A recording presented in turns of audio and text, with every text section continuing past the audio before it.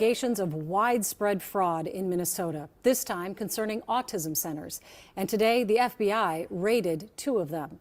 Its first public action taken as part of a federal investigation we first told you about in October that has ties to the Feeding Our Future meal fraud case. Here's KARE 11's Lou Raguse. Lou?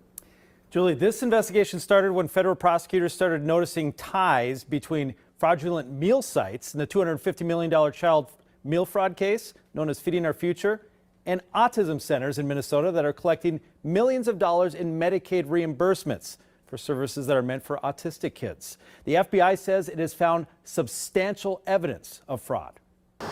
Inside this strip of stores on Nicollet Avenue in the Stevens Square neighborhood of Minneapolis, a business called Smart Therapy Center received taxpayer money in the form of reimbursements from 2 programs: autism services paid through Medicaid by the Minnesota Department of Human Services, and federal child meal program reimbursements overseen by the Minnesota Department of Education.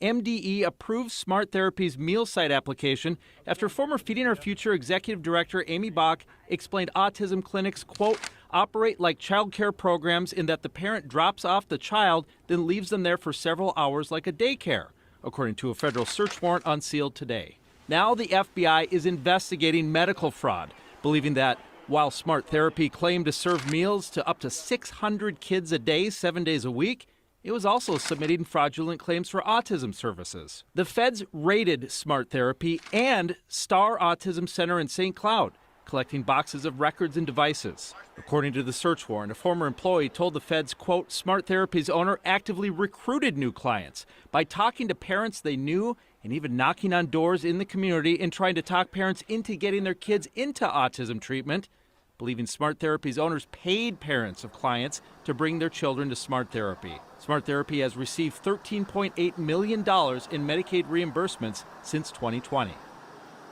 The Department of Human Services today revealed they have been investigating both of these autism centers for some time, and they're now conducting an audit of the entire program.